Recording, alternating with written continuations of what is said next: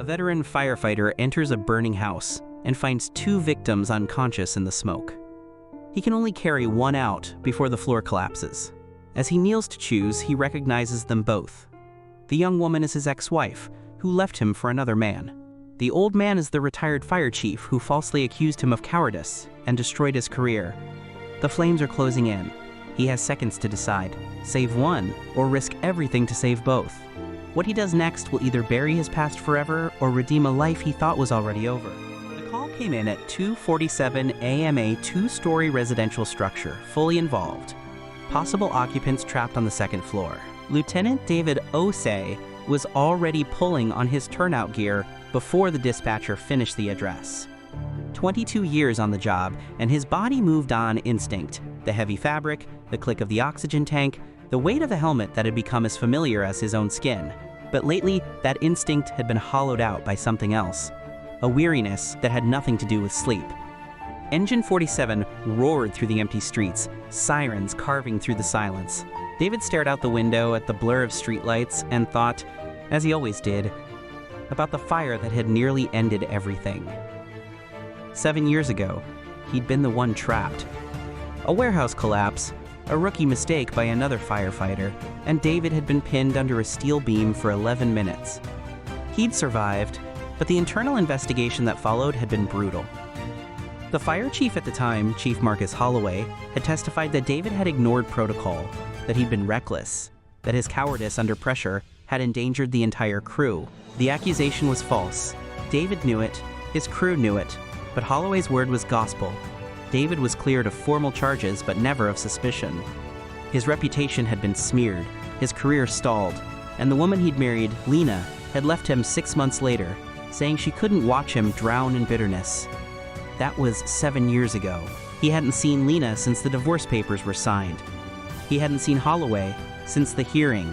Some wounds, David had learned, didn't heal. They just grew a thin skin over them, easy to tear. The fire was a monster. Flames were already licking through the roof when Engine 47 pulled up, the heat so intense David could feel it through the windshield. Neighbors were gathered on the lawn, a woman screaming that her sister was still inside. "Second floor, the back bedroom! Please, she's pregnant!" David's jaw tightened. He turned to his crew. "Miller, you're on ventilation. Chen, get a line on the stairs. I'm going in for the victim." He didn't wait for acknowledgement. He was already running toward the door, his axe in hand, the smoke rolling down to meet him like a living thing. The interior was chaos. The staircase was still intact but groaning, the wood beneath his boots spongy with heat. He climbed fast, counting his breaths, the hiss of his SCBA, the only steady rhythm in the roar. On the second floor, visibility was nearly zero. He dropped to his knees and swept the hallway with his gloved hands, feeling for door frames, for bodies, for anything human in the inferno. The heat was unbearable now, pressing against him like a physical weight. He found the back bedroom. The door was partially open, and inside, through the swirling black smoke, he saw two figures on the floor. A young woman curled on her side, and an older man sprawled near the window. Both were unconscious. Both were still breathing, but barely. The floor beneath them was already sagging, the joists below eaten away by fire. David knew the signs. He had maybe 90 seconds before the entire room collapsed into the first floor. He grabbed the woman first. Pregnant, the neighbor had said, and began dragging her toward the door. But as he turned, the flickering light of the flames caught her face, and time stopped. It was Lena, his ex-wife. The woman who had packed her bags while he was still in physical therapy, who had told him she couldn't love a man consumed by his own failure. Her blonde hair was shorter now, her face a little older, but there was no mistaking it. And she was pregnant, with someone else's child. The life she'd built after leaving him was literally in his hands. David's heart slammed against his ribs. He looked back at the other victim, still unconscious near the window. The man's face was half turned, illuminated by the orange glow. A face David would never forget. Chief Marcus Holloway, the man who had lied under oath, the man who had called him a coward in front of the entire department. The man who had ended his career and, in many ways, his life. Holloway was older now, maybe 70, his face weathered and slack. He must have been living in this house or visiting, David didn't know. He didn't care. All he knew was that he was kneeling in a burning building, and the two people who had destroyed him were dying at his feet. The floor groaned. A section near the window buckled, and Holloway's leg slipped into the gap. The old man didn't wake, but his body lurched toward the hole, toward the flames below. David could save one. The fire had already claimed the hallway behind him. The window was the only other exit, but it was a 2-story drop onto concrete. His ladder crew was still minutes away. If he tried to drag both, the floor would collapse and all 3 of them would die. If he took Lena, Holloway would fall through within seconds.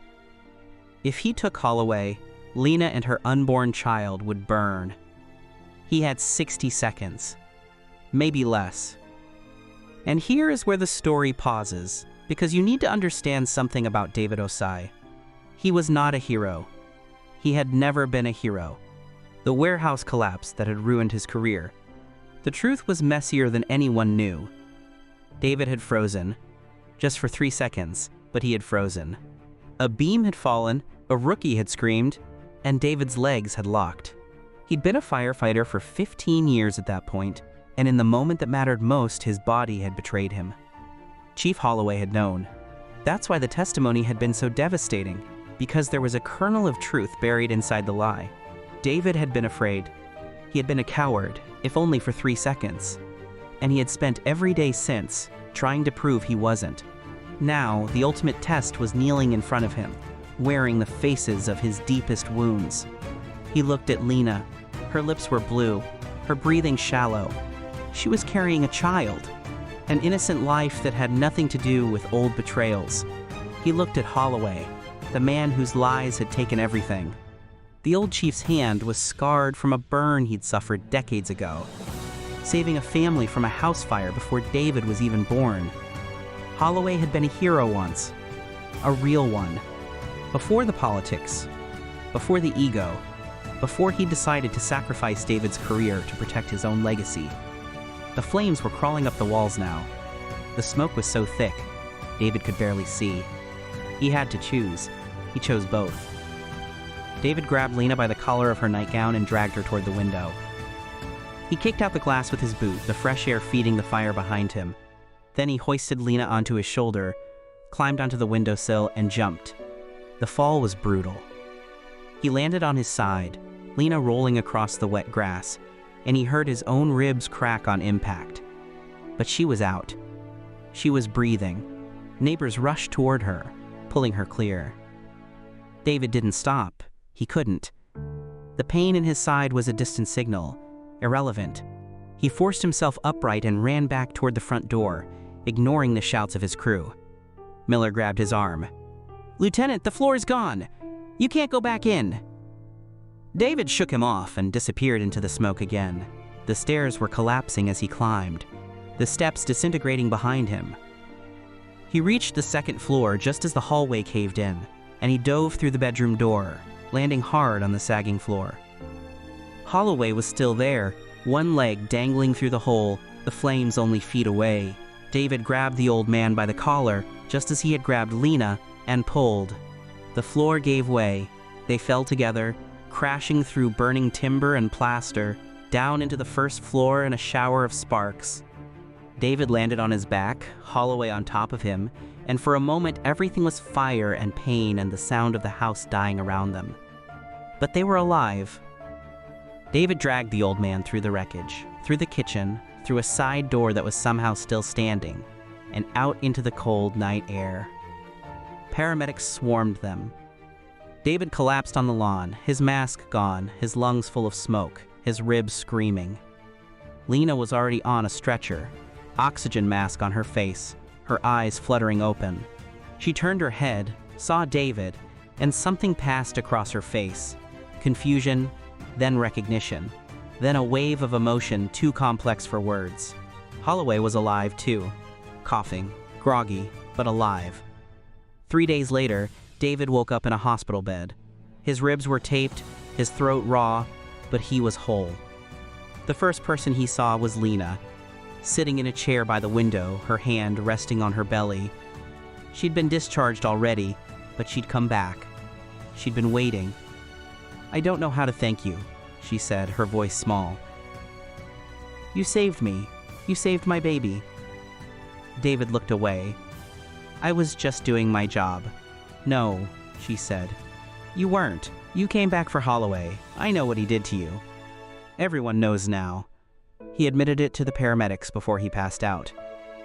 "Said he lied about you at the hearing. Said he was sorry. The whole department knows." David closed his eyes.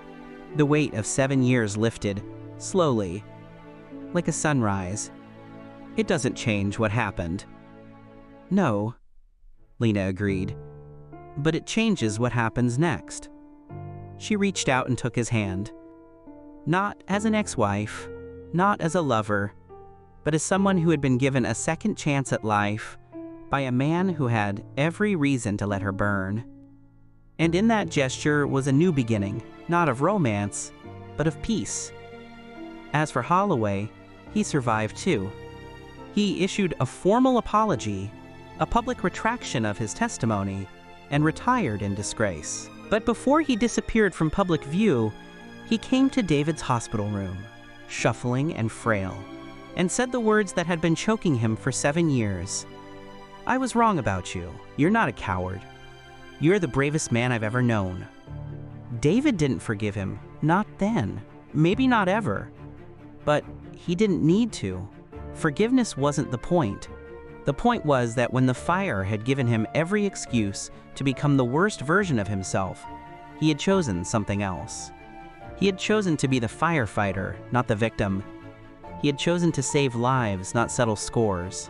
And in that burning room, with the floor crumbling beneath him and the ghosts of his past closing in, David Osai had finally, completely, silenced the voice that had whispered "coward" in his ear for 7 years. Not by proving Holloway wrong, but by proving himself right.